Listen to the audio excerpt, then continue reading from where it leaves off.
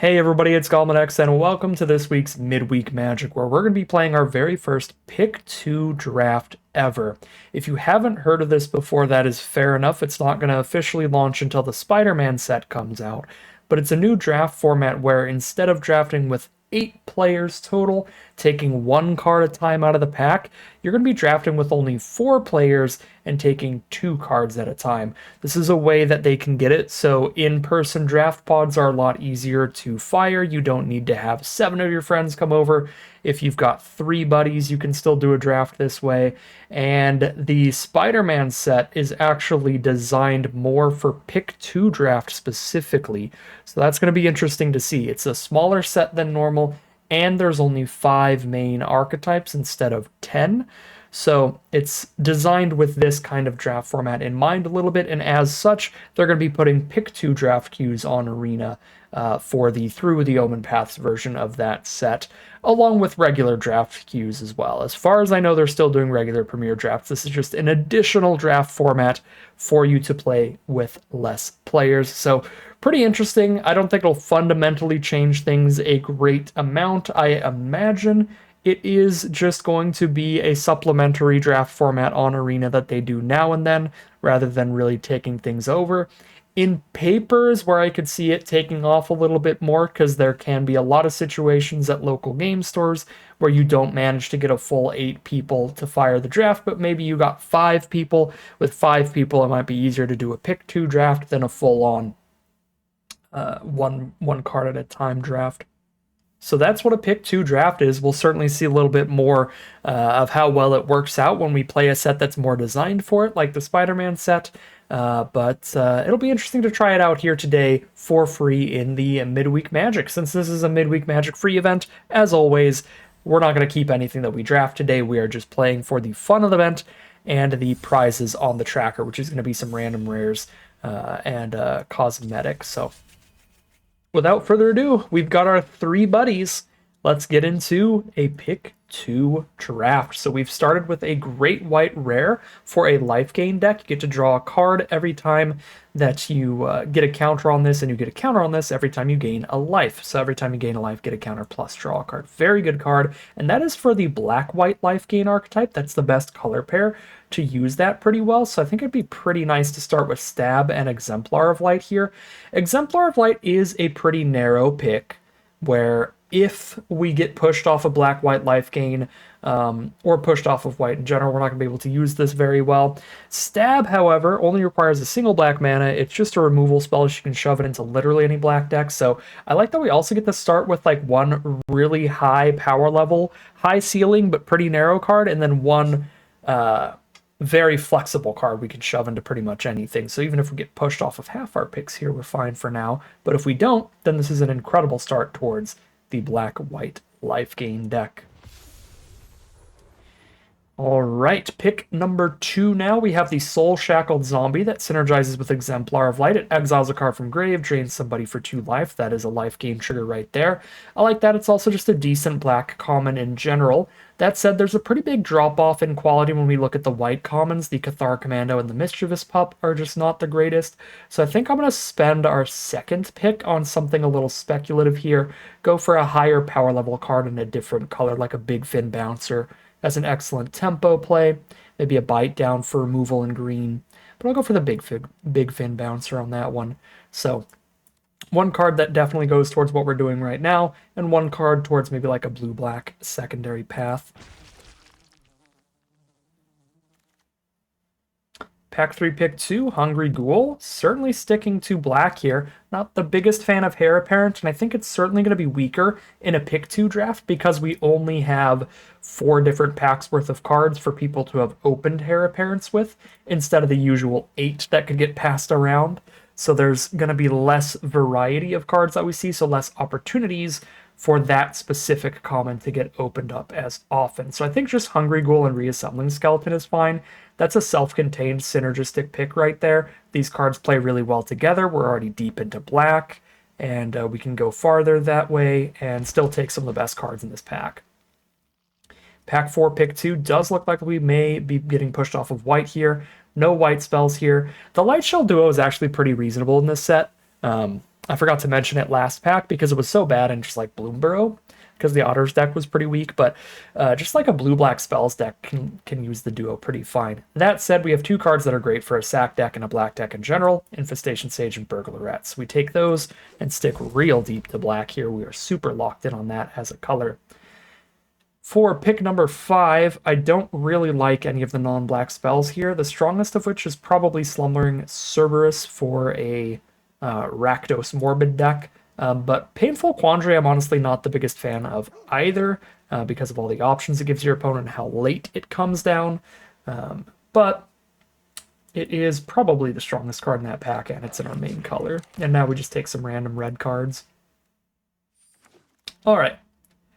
Pack 2, pick number 1. So we know that white is very contested here, so it would be bold to go for a Rabo. That said, despite it being very contested, black is wide open. So we could play a deck that has like 17 black cards and 6 white spells just to play the few really powerful white spells that we have of like a Rabo and Exemplar of Light and stuff.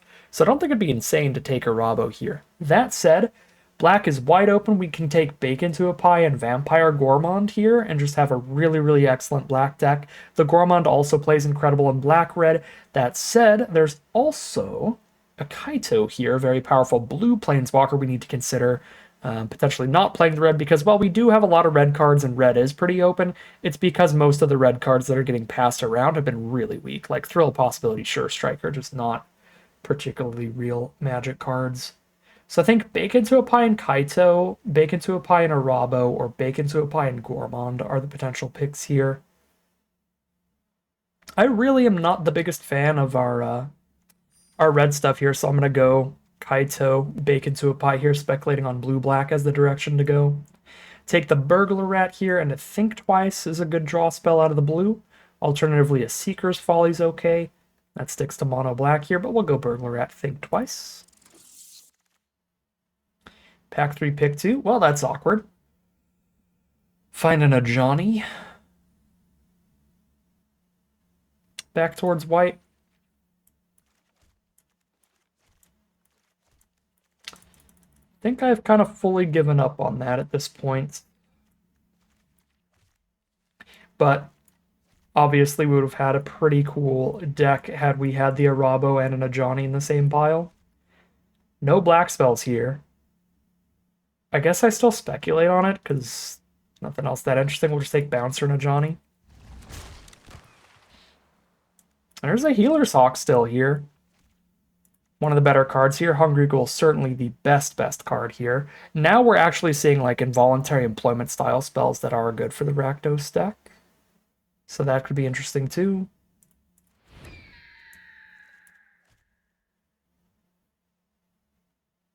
But I'll leave that 17 black spell, 6 white spell deck as a possibility.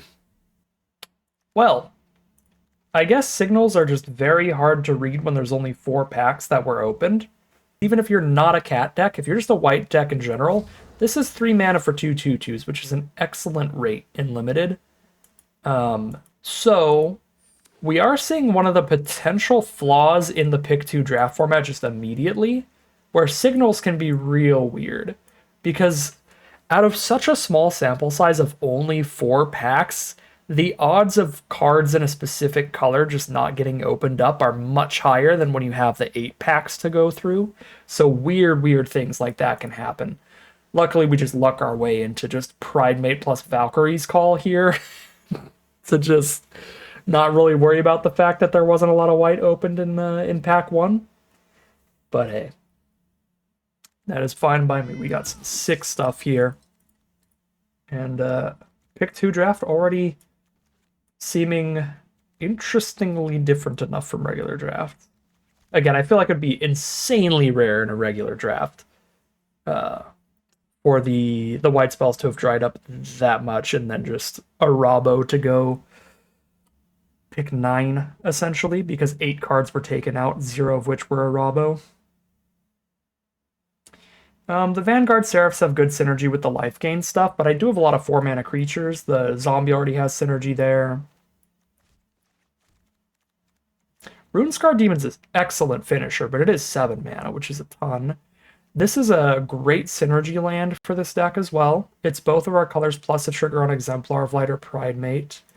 I think I'm weirdly going to go Scoured Baron's Runescarred Demon and probably Wheel the Seraphs with how open white is. There's a Zombify. That could be cute if we find some kind of discard synergy for the Runescarred Demon. But there's nothing we're really going to play here. We'll just take Zombify and Soulcaller because we're locked in at this point. Hungry Ghoul.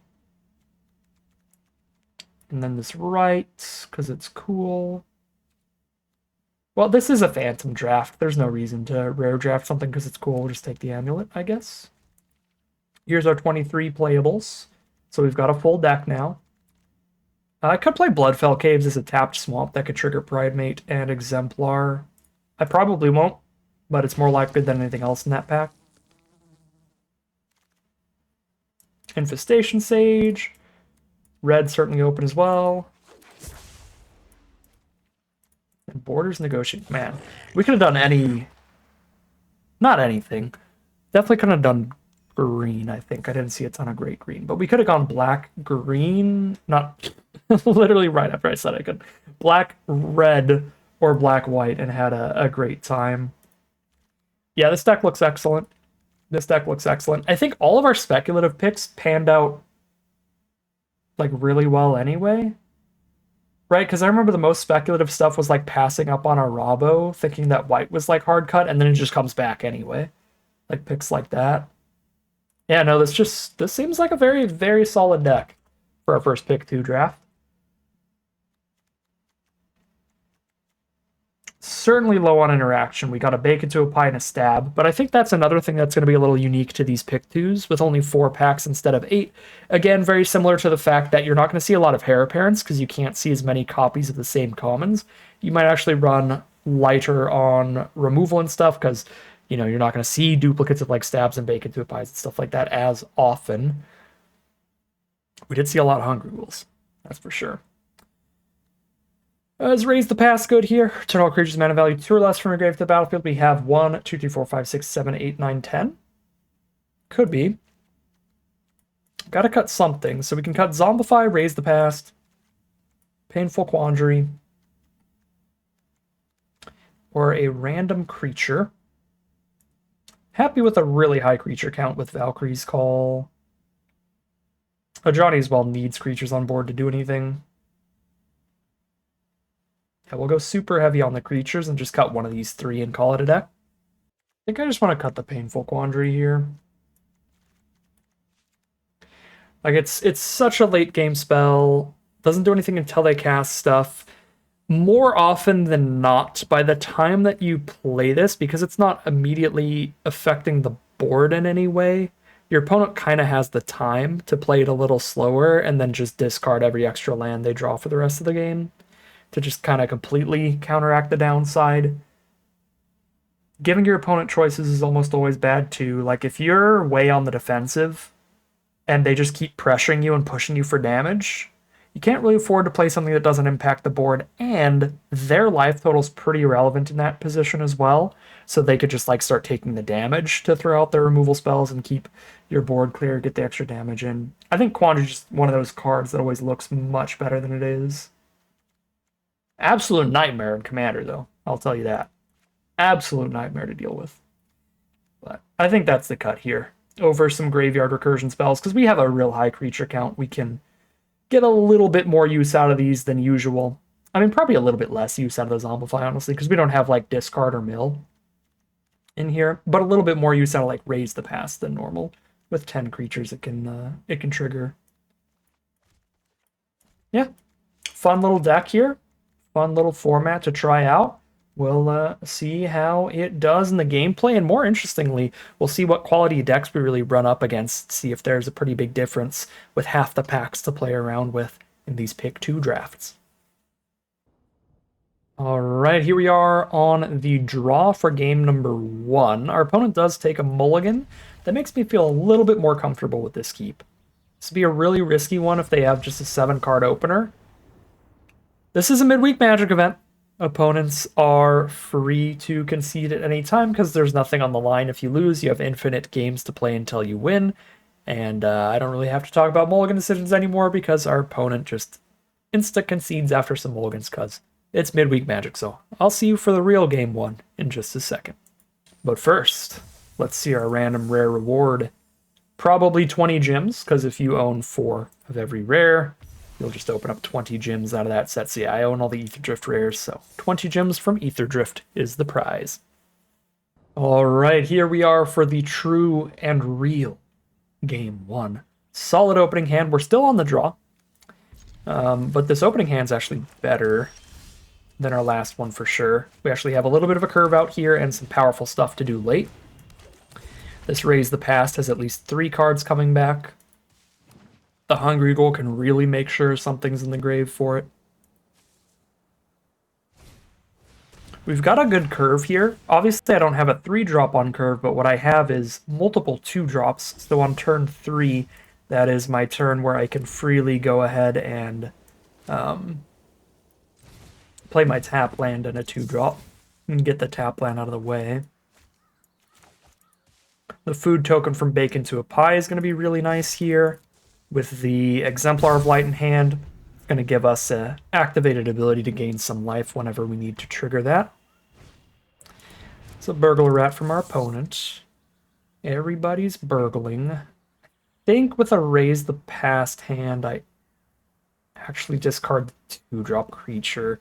As awkward as it is that it means I won't be playing anything next turn, we're still really well defended on the board right now. We don't really need to change the board state for a while. Our opponent discarded a Galta to our Burglar Rat, so I'm a little concerned they might have their own Zombify, like we do. They don't have it in hand, at least, or they would have cast it there for 4. We draw another Hungry Ghoul. That tends to happen when you've got 3 copies, but it's a little awkward. Obviously would love to hit that land with 3 4-mana spells and a 5-drop in our hand. We are still just straight up chilling here. There's the Hero's Downfall for the Hungry Ghoul. Can it eat itself? No. I would have done it for humor purposes, but it's certainly not worth eating something else when it's just going to die anyway.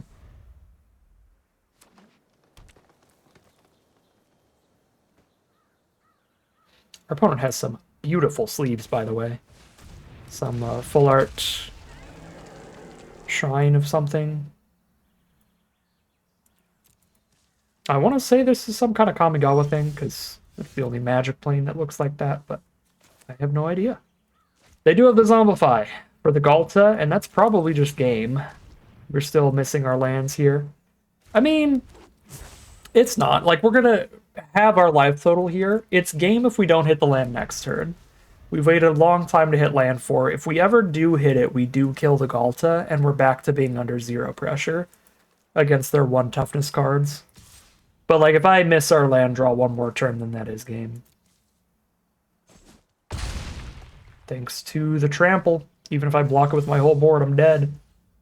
And such is the way. All right, we get a super free win for our first one, and then just our opponent gets a completely free win here. We had the removal in hand and everything. We just didn't draw a single land for the entirety of this game. Now, if they only attack with Galta, we do technically still have one more turn. But that is the only hope. If they attacked all, we would guaranteed be dead on this board. We're still dead to a combat trick or instant speed removal. And there's the combat trick, exactly 1 more damage. That's Magic the Gathering for you. 1-1, heading into game number 3.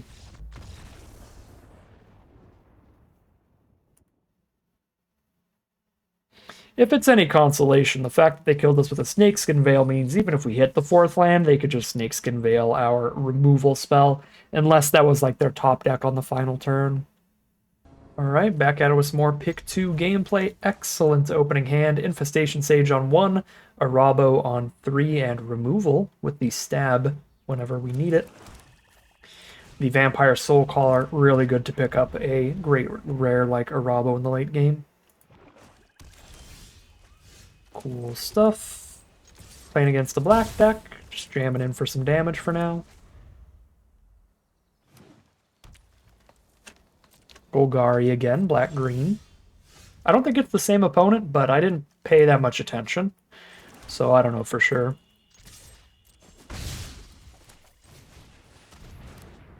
Drop a couple 2/2s out. Most stats we can put on this board for cheap. Black, green, and white from our opponent. There's the Plunderer for a death-touching blocker. Oh, a Johnny. That is a rude draw. And there's the concession from our opponent. It is indeed a midweek Magic event. So you're going to expect some premature concessions, but I am pretty sure we were quite likely to win that game against even a pretty solid hand from that point on from our opponent, because that board was starting to get really nasty with counters coming out every turn. All right. That is our second win, technically. So we get to show off another random rare reward. And it is Final Fantasy gems. The only thing I've wanted to do for the past month is draft more Final Fantasy. So give me those Final Fantasy gems. All right.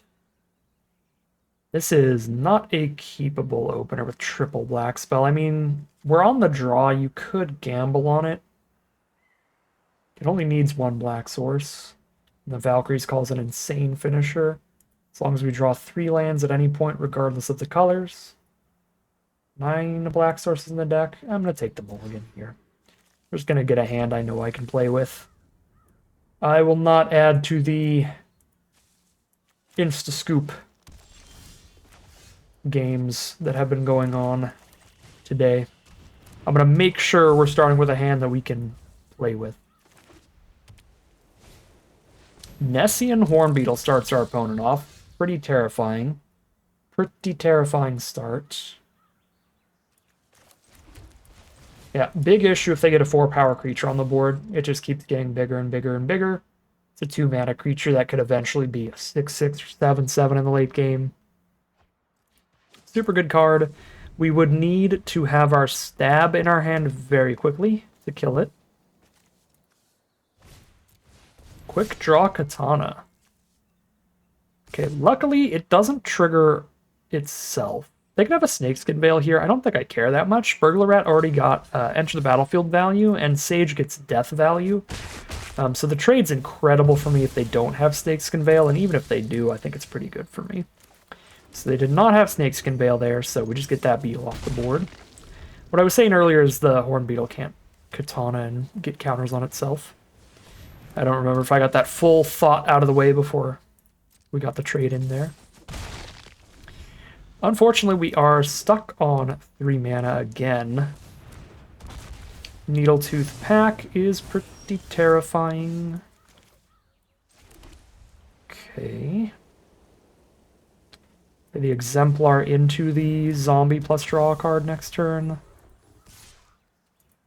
Certainly not going to chump block the Trampler and just have it trigger Morbid and getting bigger. And I guess everything's a Trampler with the Uprising. That's such a problem. Draw them 2 cards as well for 2 4-power creatures. Garruk's Uprising is definitely a banger.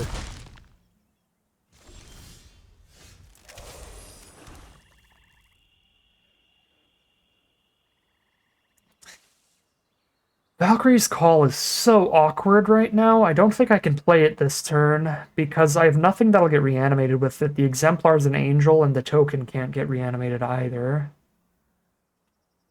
The Soul Caller can't block, but I could pick up an Infestation Sage. So if I wait till I have 6 mana, I could go Soul Caller plus Sage in the same turn. That would be pretty good on a turn where we have a Valkyrie's Call on board. I think my only real viable line is to just play the zombie draw card and hope to set up a board state where I can Valkyrie's Call in the future. Because zombie coming back to the Valkyrie's Call would be nasty. Stab is the draw. Huh.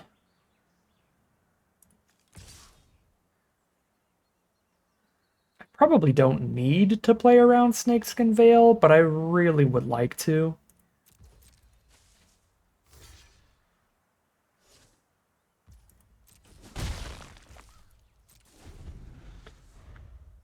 Because it's just absolutely devastating if we lose Exemplar of Light.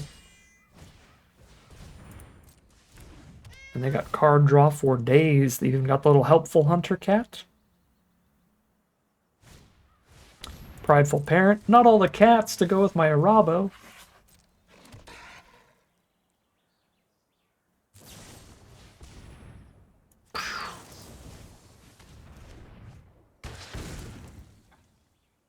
That would have been real bad. Still pretty bad, I will say. I mean, just how wide the board is right now. I have no good blocks for the Needle Tooth pack. Okay. I cannot gain any life right now, but this is a turn where I can now set up the Valkyrie's Call. I don't take lethal next turn. I do potentially take quite a bit of damage. But if they do swing a bunch of stuff at me, I have Zombie actually trade off into something good and then re-trigger. Gain me some life, draw a card. Get a counter. Double quick draw Katana here. For first striking, trampling nonsense. Alright, they're going to go ham with this. So we can kill the cat. Kill that cat. They are doing... let's see, they trample over here, so they do 6 plus 7. 7 minus 2 is 5, so 6, so 11, 12, 13, 14 damage, but also I gain 2. Yeah, we live this. But then they get a couple counters in the end step.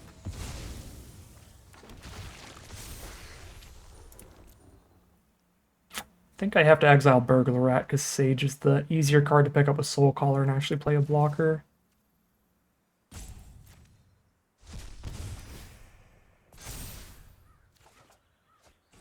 Bacon to a Pie is a good draw. Don't think it's enough to beat Uprising, but it is a good draw. If I have a way to deal 2 more damage to them, they're dead. But I do not. Oh, it's so close. Ajani's 1 extra damage? Oh no, Ajani's -3 works. Ajani's -3 works? Nice. As you can tell, I don't play with Mythic Rares too often. Well, alright, sorry for the slow play, opponent. I guess Ajani does actually do it. 15 damage, GG. Close game of Magic there, but get through it all by the skin of our teeth. Survive the massive green threats, and that'll be our 3rd victory for our final prize here. Get our mystery cosmetic, but I'm going to play some more games of the Pick 2 draft because a couple of those games were very premature endings. So, still a little bit more foundations here. Oh my god, we got an alchemy rare cosmetic. So, pretty bummer cosmetic reward at the end of it, but it's the completely free midweek Magic event, so it is what it is. We will take that free prize and hop back into a little bit more Pick 2 gameplay. Alright, this is a pretty sick looking hand. If we can survive for a long game, the skeleton sort of helps do that. Delay things quite a while. Try to help get us up to the 7 mana for the Rune-Scarred Demon. Once we hit the Valkyrie's Call, having a Burglar Rat reanimate itself is pretty sick too.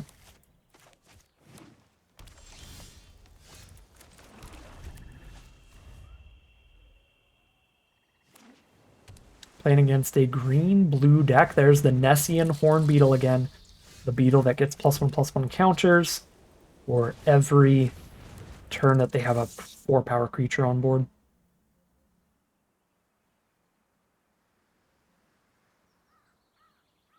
So anyways, I started burgling.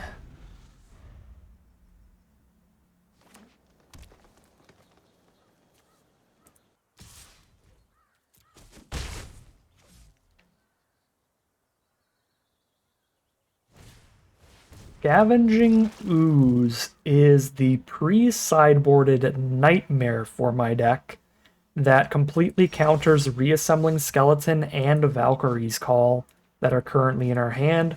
If we draw into Zombify, it completely counters that as well. So this is a horrific start now.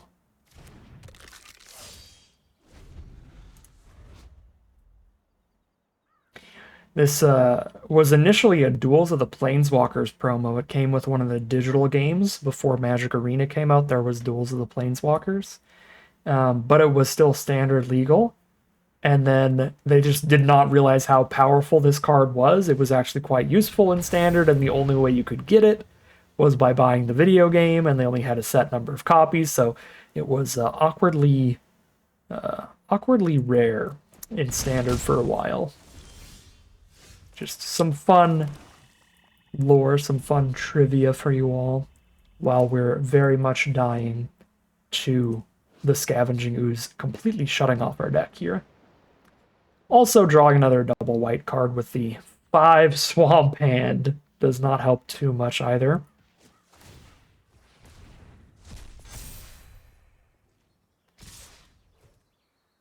If I block here, they just completely counteract Skeleton forever.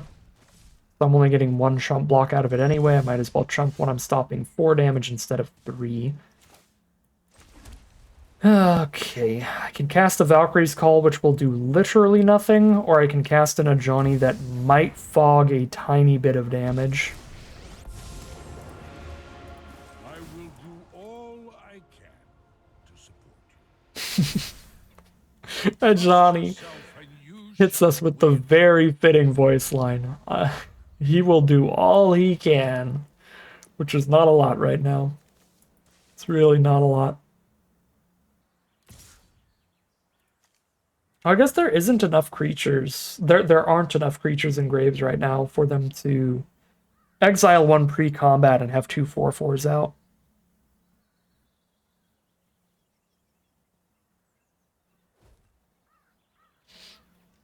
Let's go. Decoy a Johnny, putting in work. Here and now. Techova, so they're drawing an extra card each turn now. Okay. Can force them to hold green up whenever any creature dies by playing Valkyrie's Call, but I really have to play another creature to the board to have any shot here. Let's make sure both of these are big enough for blocking 3 3s. True strength comes from within. They have a combat trick here, we're dead.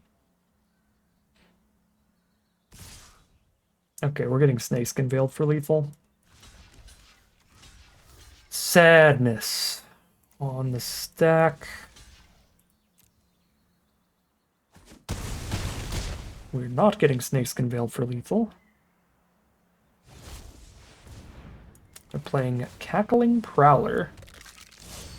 Still got a shot then. Still got a shot.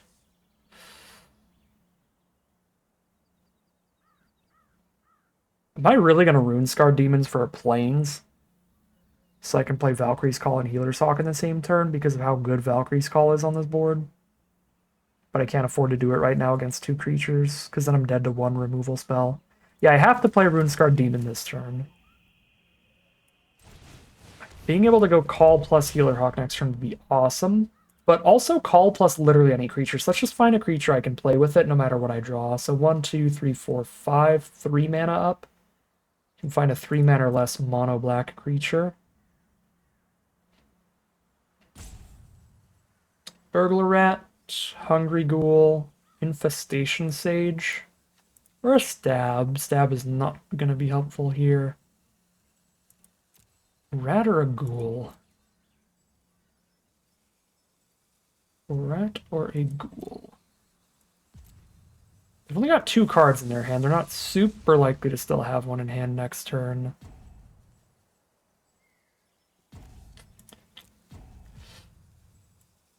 But if they do have one left, then it's probably a pretty good one. Oh, it's so close.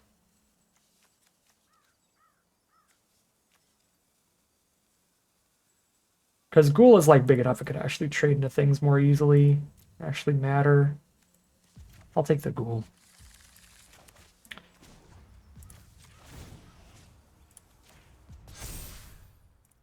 Let me show you how to fight.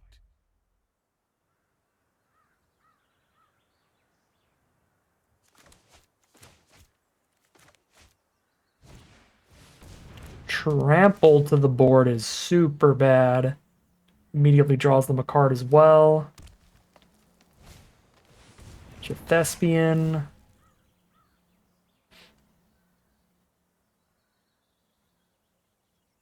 Today is Garruk's Uprising's day.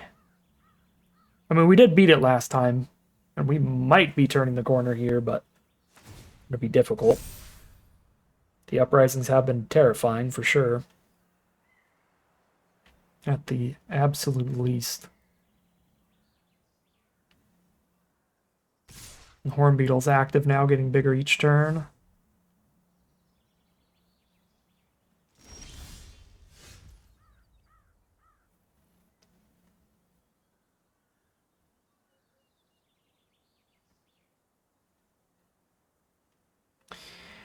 Eight plus 5, 13. I need 14 toughness. I have 6, 13, 14 already.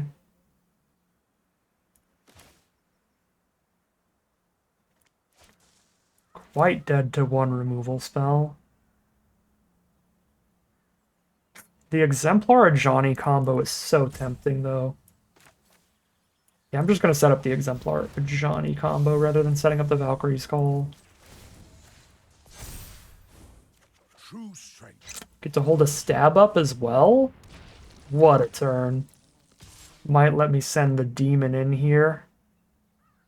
Potentially find a 3-turn kill for sure. A 2-turn kill probably because the double strike if I send this. How much riskier is this? I can stab the Thespian, so I just need 10 toughness. 5 plus 9, 12, 13 toughness. Still dead or removal, probably. Like going for the 2-turn kill here, though. A lot.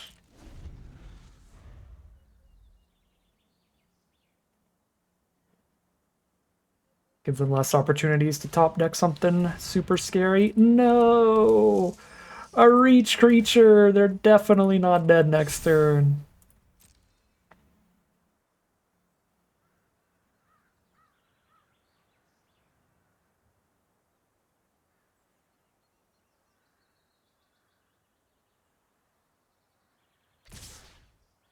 Uh-oh.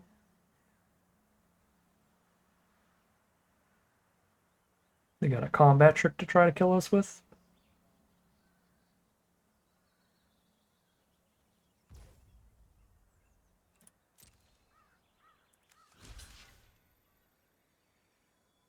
Or are they just not playing around the stab? Probably just not playing around stab. Because this is technically dead on board for us.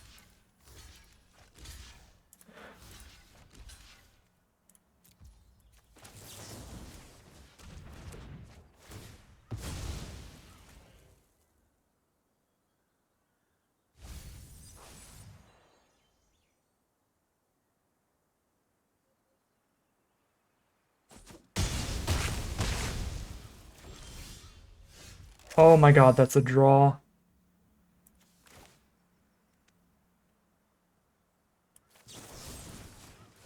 Because Death Touch Trample was going to be real annoying. Trust yourself and you shall win. I missed lethal. But that's fine. I had exactly 15 damage if I gave the demon double strike, so 12, 13, 14, 15. So I had exact lethal there if I minused. All my brain power was spent on I need to get lifelink and hold up food mana. I wasn't thinking about what I was doing with Johnny there. But it doesn't matter. Really, really great stabilization there. Flipping the game around on its head from a position where we were very behind to that early ooze and a slower opening hand from us.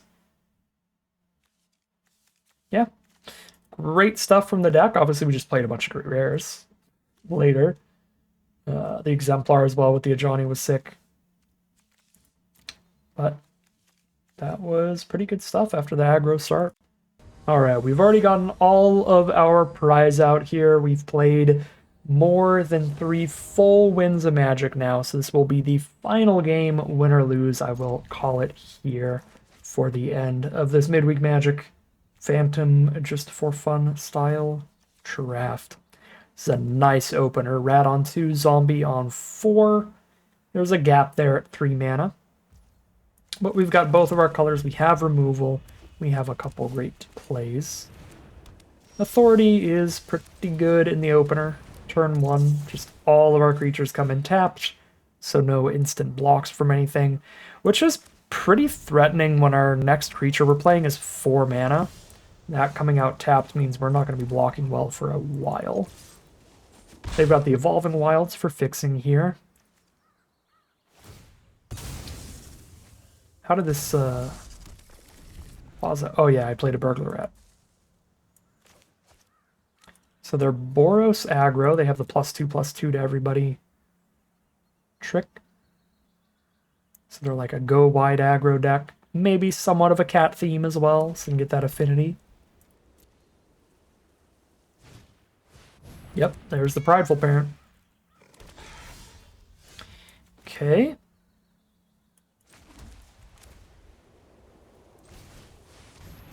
No enter the battlefield value off this is sad for sure.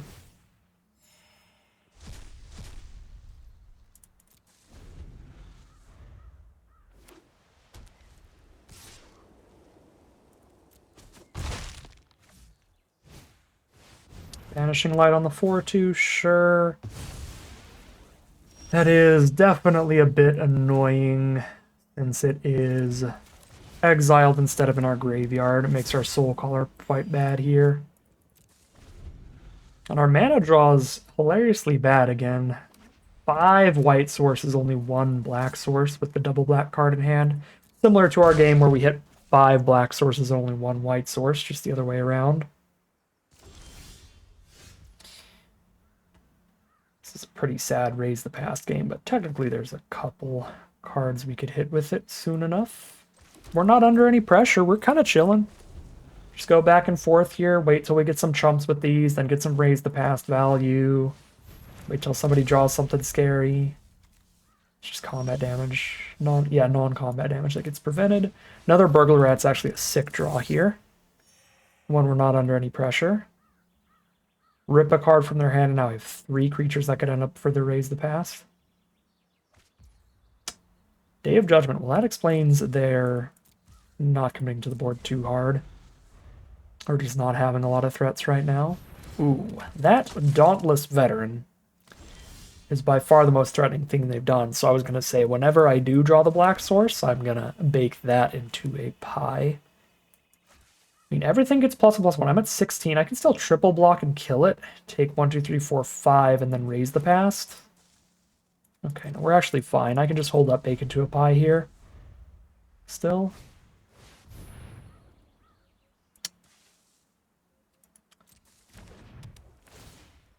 That does annoy me a little bit, but I think all things considered, that's probably pretty excellent for me to get them to Banishing Light a 1/1.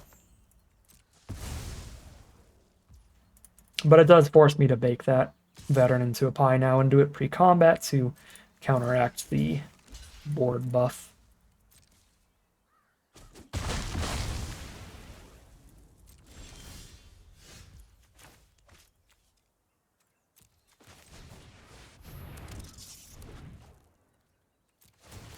Could have gone Soul Caller and play 1 rat here, since they only have 1 card in hand. That'd actually be pretty reasonable. I have exactly enough. Yeah, I should have done that instead.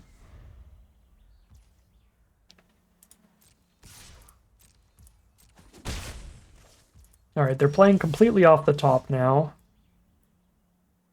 We hit them for 1 a turn right now, but then the zombie's going to come down. That's going to hit for 4 a turn.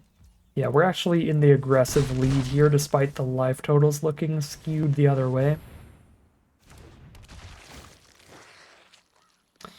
I'm going to save all of their creatures in their grave in case I hit more Soul Shackled zombies when I have cards on board that want to trigger the life gain. Or like if I Soul Caller it back or Zombify it back, I want to make sure I can get the drain trigger out of it. Same reason I'm just holding on to this food instead of eating it. I have cards that will have valuable triggers when we gain life.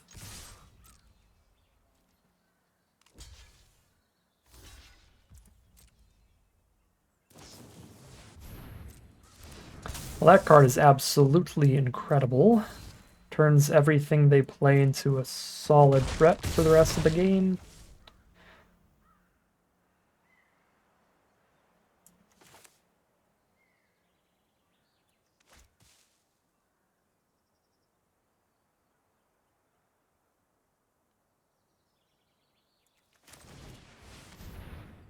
We'll call the Soul. Soul calling the Soul Shackled Zombie. We call that a flavor win.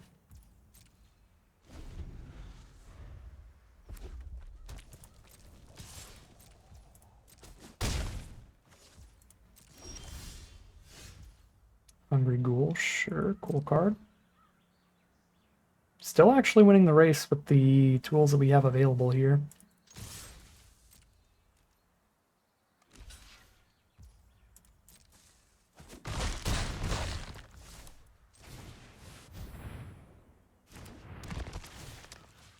Highly doubt we play around a second board wipe. So we go a Rabo here to speed up the kill.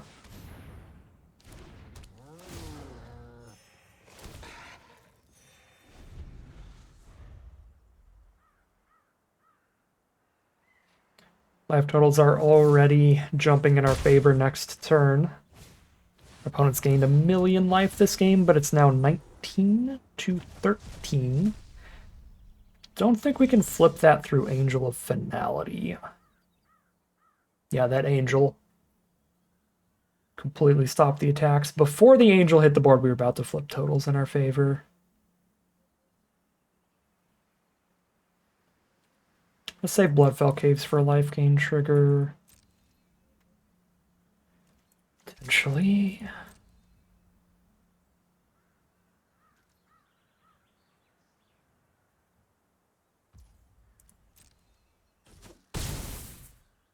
Got an instant in their hand, potentially.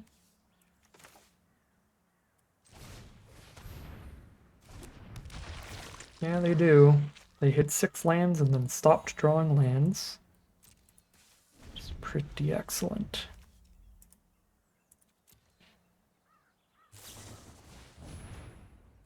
Discard a combat trick, draw 2. So neither of those were lands either.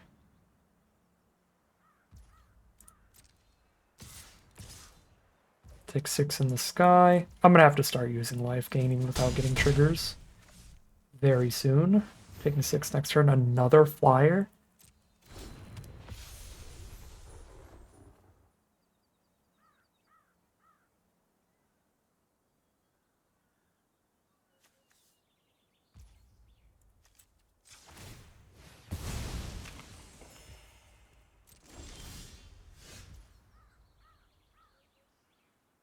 It is a shame that flying chump blocker enters tapped.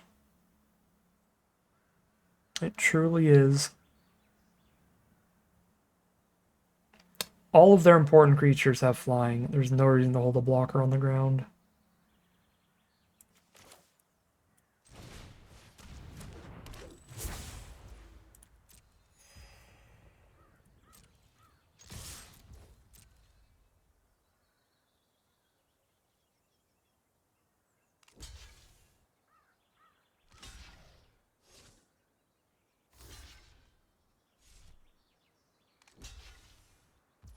Stop the maximum number of damage is what they say.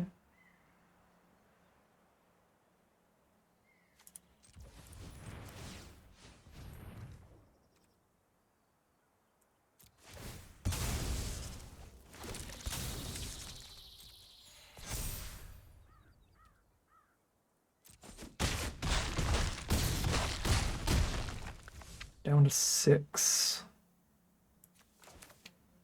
But they're going to keep gaining life at random points. So now I zombify the Sage.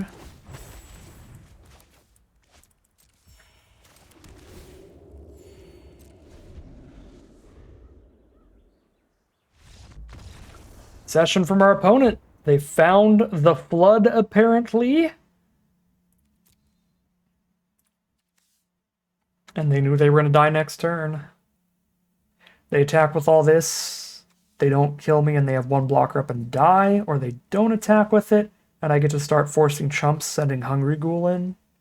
And I actually have chump blockers of my own now that I have 2 insects at the end of this turn, because I make another tapped one. Alright, yeah, they're over it. And that will be a final victory for us. No idea how many that was. I was not counting. It doesn't really matter. It was midweek magic. Fun stuff. Alright, that was cool. The drafting process, I think the UI they had for it and everything was pretty neat. So that was kind of cool. It's very interesting. We'll see how pick 2 shapes up. I could definitely feel that we were seeing less cards total. Drafting cards out of only 4 packs. 12 packs total, right? 4 pack 1s, 4 pack 2s, and 4 pack 3s. But doing that instead of the 8 you usually get to see. But on the other hand, being able to make picks like starting with like Exemplar Stab like is pretty nice. Some of the pick 2 synergies you can do are really fun. We didn't have any really crazy like 2-card combo pick 2s, but like Hungry Ghoul, Reassembling Skeleton, stuff like that, where like we know those both end up in our deck is kind of fun. It's interesting. It's interesting for sure. I think it's a net positive as just an additional draft format that you can play, particularly for paper Magic. It's going to make it a lot easier, again, as I said before, for local game stores to fire drafts, because I have certainly gone to my fair share of Friday Night Magics ready to draft, and then we have a total of 4 people, and they don't want to fire draft with just 4 people, and we end up just not playing. So having an alternative way to do things officially is nice. And I think that's where this should really kind of stay, because I do certainly prefer regular drafts, just a lot more depth in terms of how many cards you get to see, how much variety of cards you get to see, and so your decks have more tools at their disposal with a higher variety of cards instead of just the 4 specific packs of cards. There's going to be more card quality. You can dig a little bit deeper. But this is still sweet. It's still drafting. Drafting is fun. I don't mind it. I don't mind it at all. But that is going to end today's video. As always, I'd like to thank my patrons and YouTube members for their support, as well as you for watching the video. If you enjoyed it and you're interested in seeing some more, you can always like, comment, and subscribe to tell the YouTube algorithm to send you some more in a recommended feed. If you'd like to catch me live, you can check out the Twitch channel in the link in the description below. And if you'd like to support the channel directly, you can check out the Patreon link in the description below. But other than that, as always, thank you very much for watching, and I'll see you again soon for some more Magic Arena.